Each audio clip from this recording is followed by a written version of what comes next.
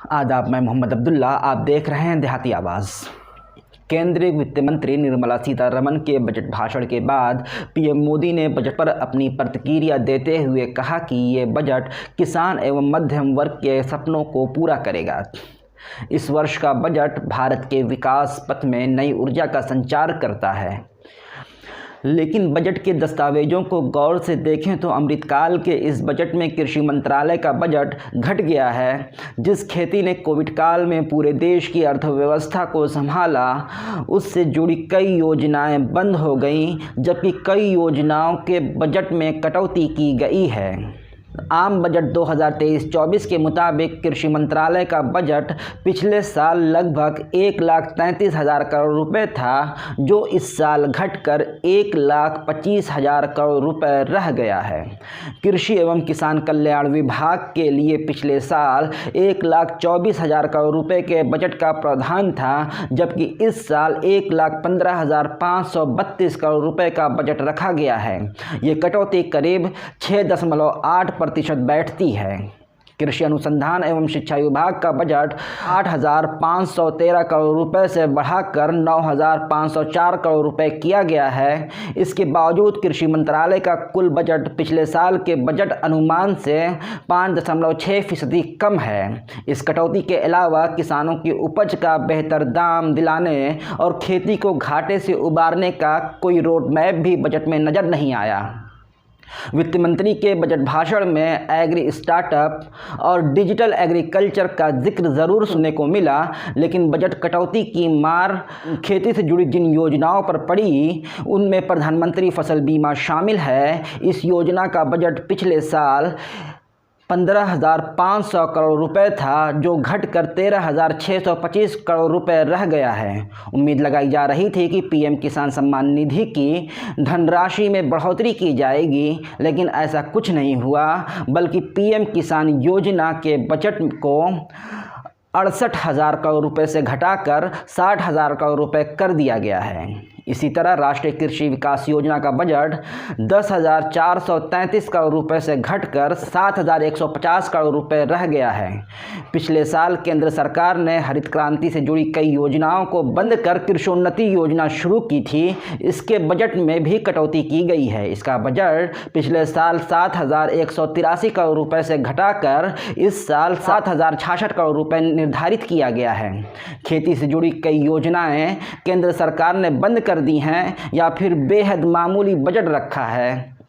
किसानों को बाजार से उतार चढ़ाव से बचाने के लिए market intervention and price support scheme के लिए पिछले साल बजट में 1,500 करोड़ रुपए का प्रावधान था, जबकि इस साल मात्र 1 लाख रुपए का बजट मिला है।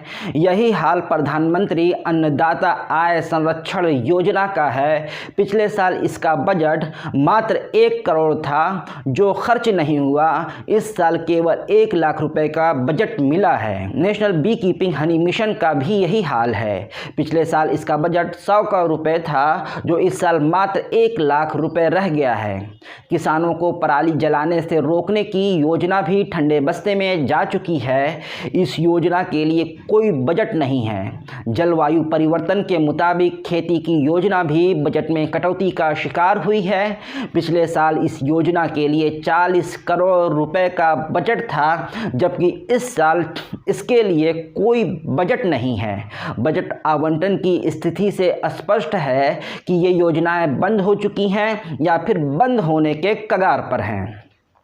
वित्त मंत्री निर्मला सीतारमण ने अपने बजट भाषण में मोटे अनाजों को श्री अन्न करार देते हुए भारत को इनका ग्लोबल हब बनाने की बात कही है, लेकिन मोटे अनाजों को बढ़ावा देने के लिए कितना बजट रखा गया है, ये स्पष्ट नहीं है। जबकि परंपरागत कृषि विकास योजना बंद हो चुकी है। कृषि अनुसंधान और शिक्षा के बजट में बढ़ोतरी हुई है, जिसके चलते कृषि विश्वविद्यालयों का बजट 263 करोड़ रुपए से बढ़कर 322 करोड़ रुपए हो गया है। ICAR और सेंट्रल एग्रीकल्चर यूनिवर्सिटी का बजट भी बढ़ा है। ग्रामीण क्षेत्रों में एग्री स्टार्टअप को बढ़ावा देने के लिए एग्रीकल्चर एक्सीलरेटर फंड बनाया जाएगा। इसे कितना बजट मिला है अभी इसकी जानकारी नहीं है। 1 लाख किसानों को अगले 3 साल में प्राकृतिक खेती अपनाने में मदद की जाएगी, लेकिन इसके लिए सिर्फ 459 करोड़ रुपए का बजट रखा गया है, जो बहुत ही कम है। कुछ साल पहले जीरो बजट प्राकृतिक खेती और गंगा किनारे जैविक खेती को बढ़ावा देने पर जोर दिया गया था। सरकार ने एफपीओ को बढ़ावा की योजना का बजट 500 करोड़ रुपए से बढ़ाकर 955 करोड़ रुपए कर दिया है। कपास की उत्पादकता बढ़ाने के लिए सरकार खेती के दरवाजे पब्लिक प्राइवेट पार्टनरशिप के लिए खोलना चाहती है। हालांकि 3 कृषि कानूनों के ज़रिए कॉन्ट्रैक्ट फार्मिंग और प्राइवेट मंडियों को बढ़ावा देने की सरकार की कोशिशों का खूब विरोध हुआ था। इस साल सरकार ने 20 लाख करोड़ रुपए के कृषि कर्ज बांटने का लक्ष्य रखा है। किसानों को सस्ती दरों पर फसल कर्ज मुहैया कराने के लिए केंद्र सरकार ब्याज छूट की योजना चलाती है। इसके गत वर्ष 15,500 करोड़ रुपए का बजट था, जिसे बढ़ाकर 23,000 करोड़ कर दिया गया है। हमारी रिपोर्ट आपको कैसी लगी कमेंट बॉक्स में ज़रूर बताएं। अभी तक हमारे चैनल को सब्सक्राइब नहीं किया है तो सब्सक्राइब करें और बेल आइकन ज़रूर दबाएं। अब दीजिए हमें इजाज़त, मिलते हैं फिर एक नए वीडियो के साथ। धन्यवाद।